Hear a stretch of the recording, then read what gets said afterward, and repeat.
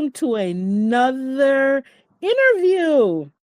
Today we have Moken Marsai, a visionary writer, designer, and artist based in Jamaica. She is an award winning blogger, polymath, create tech business designer, and futurist, recognized for her contribution to branding and marketing with major brands.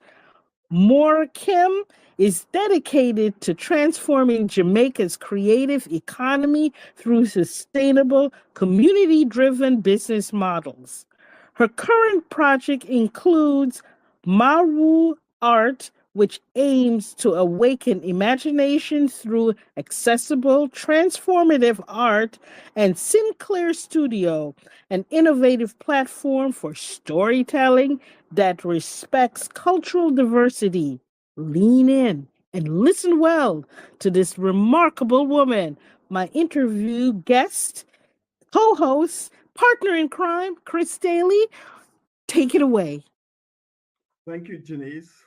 Well, Ken, welcome to this great conversation. It's always Thank great to have conversation with people making impact. Jamaicans making impact all over. And here you are at home making all this impact. The first thing that grabbed my curiosity is your name, Moken Marsai. Could you tell us a little about this awesome name and a little about your family roots? Okay, well, it may come as a surprise, but I wasn't born Moken Marsai. I was born Monique Kennedy. And I became Moken Marsai 2 years ago after having a very transformative experience where I moved to Portland, Jamaica to be by the sea. And it was just an opportunity for me to connect with myself. And at the end of that journey, I felt that it was fitting that I changed my name to fit with the woman who I had become.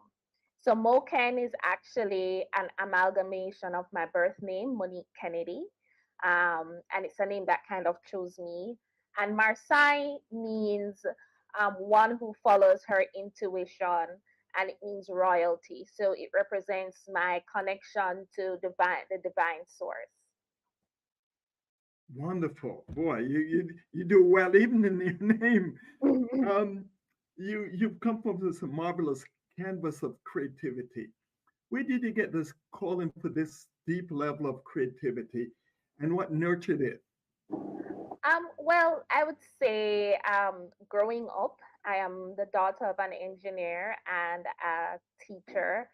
And my father, in particular, was a patron of the arts. So he would always commission paintings. We had art encyclopedias in the house. So I always had things to explore and experiment with. So that's really how I got into creativity, is really by just reading and seeing the art around my own home. Wow. So, boy, that's wonderful. So, was there any apart from home? Was there any school or artists outside of home that actually influenced Actually, or shaped your style? no. Okay. Actually, no. For up until I was in 10th grade, I was convinced that I was going to be a doctor. I was really into science as well. And I saw a fashion show on TV, and I saw a designer that really resonated with me. And then I just decided I was going to be a fashion designer. And my parents didn't think that was a viable career choice. So I kind of convinced them that I would apply to art school and study graphic design as my backup, and that's actually how I ended up getting the opportunity to study art overseas. And in the interim, I did do art in sixth form very briefly, and I went part time at Edna Manley. But before then, I did not consider myself an artist or a creative. Boy, that's wonderful. When you have God-given talent like you do, it shows. That's Thank cool, can you. teach you that.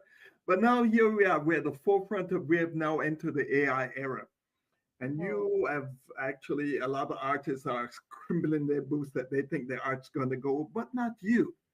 You're Yeah. really embracing it and taking it in two levels, where you're focusing first on mental health and then also expanding the artistic creation. Talk to us a little about how you arrive at that kind of frame.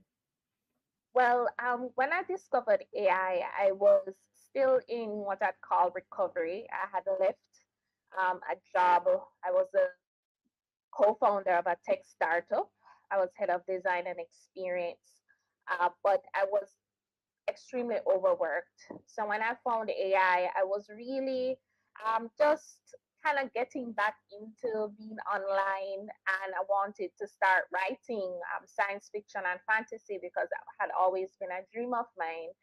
And I saw an image on Instagram that really captured me, and I did some investigation and found out it was made by AI. And 10, 2 hours later, I had maxed out. I was just generating different ideas of concepts of things that I wanted to see.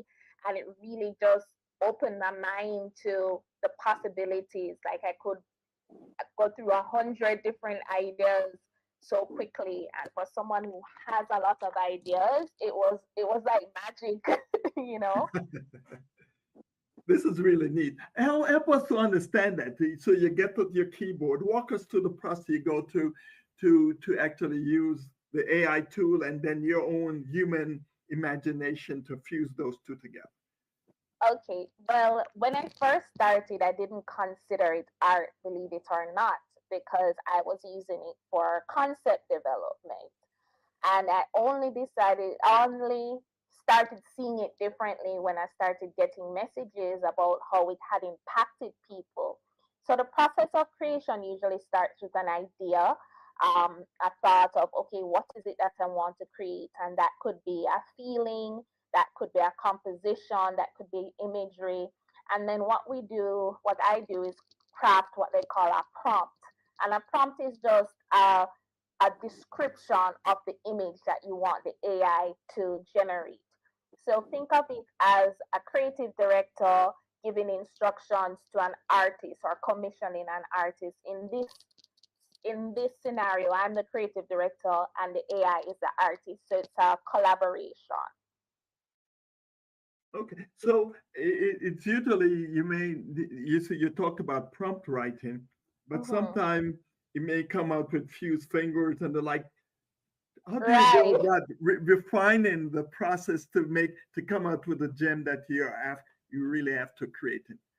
Well, sometimes, especially in the early days, I leaned into the perceived flaws of the AI. I thought of it as a new form of surrealism, like neo surrealism, where it would come up with these different things that you never thought about. And that's also part of the fun of it, that you don't know what's going to come out.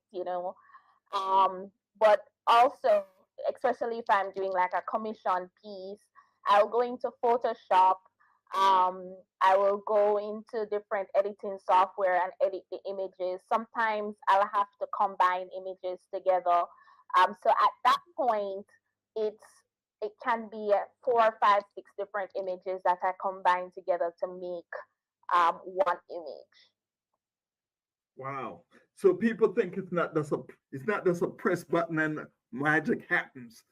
I The mean, it creative does, process to be able to do that. but if you want to create something with intention and not just Yeah. something that looks good, then there is quite a bit of work into it, as well as you have to know how to communicate and communicate with a machine, which is different because the machine interprets the language differently than we do. So the way that I would tell an artist that this is what I want is very different than how I would craft a prompt.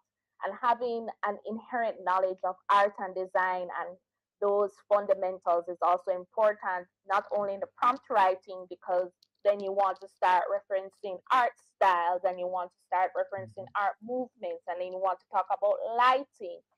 If you don't know, then you won't be able to. The more you know is the more you can control the output. Amen. So you're a pioneer here.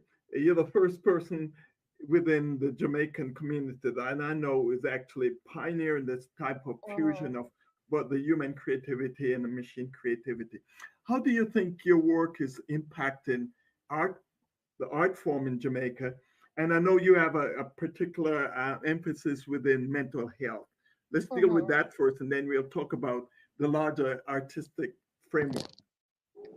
Okay. Well, one of the things that experienced and learned from being in creative leadership for some time is that artists and creatives, there's a lot of burden on their mental capacity. It's not easy when your living is dependent on you having great ideas. And unfortunately, a lot of work environments are not conducive to supporting the creative environment. And especially now with the boom of social media and content creation, the demand is even greater for artists to be producing at a higher rate that is just not it's not humanly possible. So when I first discovered I saw the opportunity to integrate it, especially in more commercial art world like marketing and advertising, where you have to work on quick turnaround times. There, I've worked in art departments where the artists are, you know, taking stock photos and have to cut them out into scenes because we can't afford to have a storyboard illustrator, which takes a lot of time. So I saw it as an opportunity, if it's integrated well into our workflow, that it could actually help to take some of the mental burden off creative teams and help them to work more efficiently. Um, so that's like when I thought about it, that's the first thing that I thought about how it could help, to take off that load. That's wonderful. One of the areas where people have concerns is actually the authenticity and the ethical issues surrounding AI. Um, what how would you allay their fears that's when you create a piece of that's fusion about your creativity and Mhm. machine learning, that this is authentic and it's good stuff, original stuff? Well, one of the common misconceptions, especially in the art world around AI, is that AI is stealing people's work and it's just copying it and putting it all, mashing it all together to make something. But really, how language, large learning models work is that they learn patterns. They learn about the concepts, the fundamentals, just like a human would learn. The difference is that it's learning at scale. So once it learns from that data, which there are different ways it can learn from the data. Once it learns from the data, then it understands how to interpret what you have written in a prompt. So it correlates what you've written in a prompt and what it understands about what is learned about art, and it creates something new. And there is a concern in terms of the ethics of that. There it is a gray area because it's a new technology, but that's to be expected because if something is new, then there's no precedent. And I think with time, what will happen is that the laws will catch up to cover what it means, how far is it before it's copyright infringement. Right now, it's a gray area, and I would argue that a human could go and copy someone's work just as much as a machine. It comes down to the intention of the person who is writing the prompt. I can choose to write a prompt and say, copy this artwork of this person, or I can choose to write a prompt that creates something original. And that's no different than if I was a painter. Counterfeit paintings have been have been a thing for a long time. So it's not a AI problem; it's a human problem. And I think as time goes on, we'll learn where AI stands in that space. Boy, we've come a long way in just a few years. It was like November of 2022 that Mhm. OpenAI kind of burst on the scene. And that's And it's exactly when I found it. see, you're one of the pioneers. Yeah. So, knowing what with 2 years since it became mainstream, Mhm. what's your vision look like of the future? What are kind of the trends that you're seeing as some of the things that that you're excited about that AI in this space is going to be able to afford you? Well, what I'm excited about is they have no image to video models where you can take an image and turn it into a video. I think that's really interesting. I haven't gotten to play around much with it, but that's something I'm excited about. I've seen where young filmmakers have been able to use AI to create short films. I think it opens up the opportunity, especially in developing countries where we don't have a lot of the resources that, say, someone in the States would have to, shoot a short film. We can now use AI to create your own short film with just your team of one.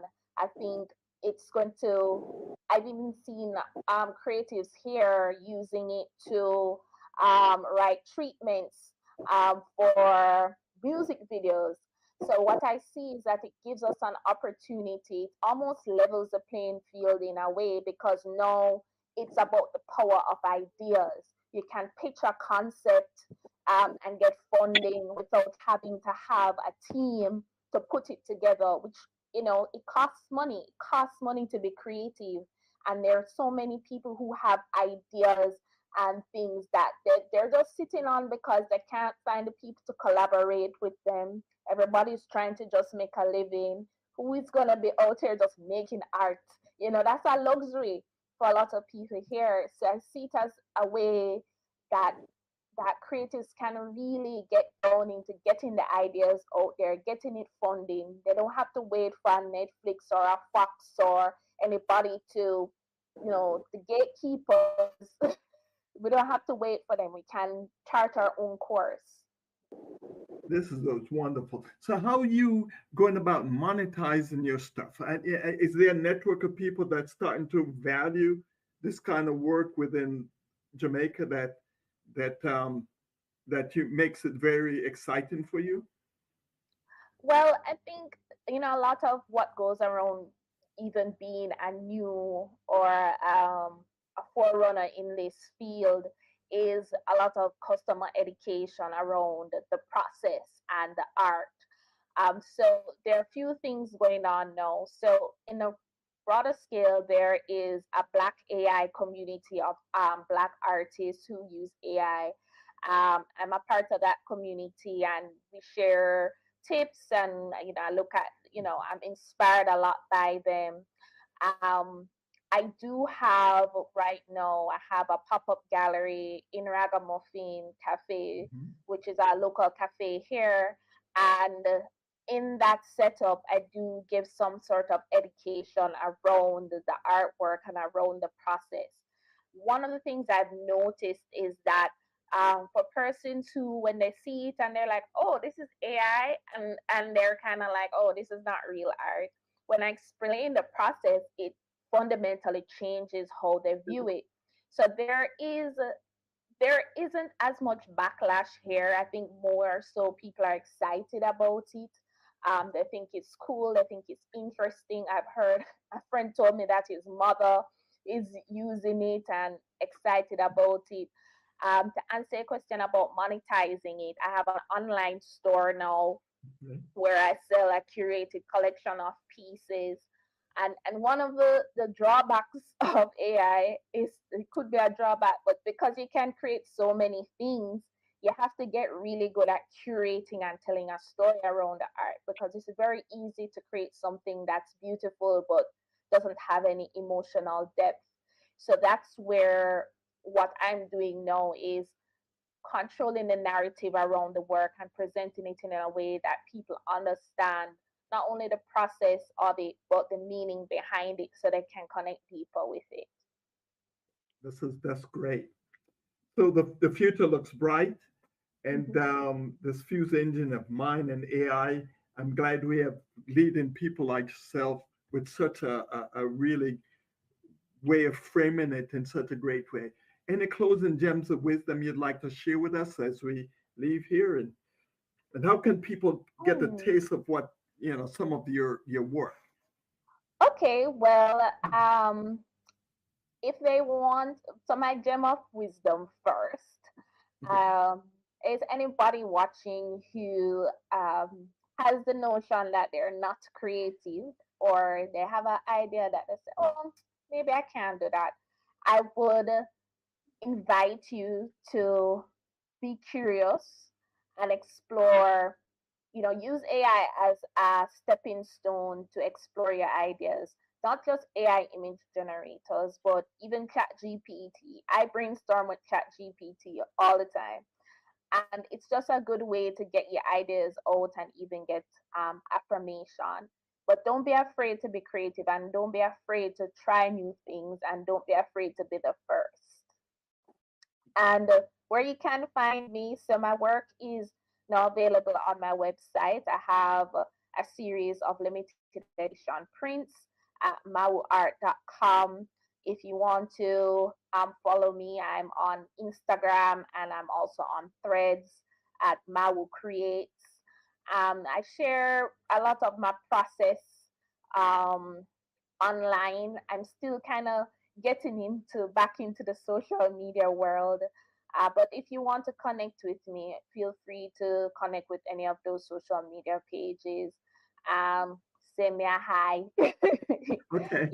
and also I have some freebies on my website. You So if do? you go All on right. there, yes. So you can get not just artwork for your home, but I have desktop wallpapers, mobile wallpapers, um, art that you can download and print, all high quality. And I have a few ones on there that are free. So if you just want to get a little taste, you can also check those out.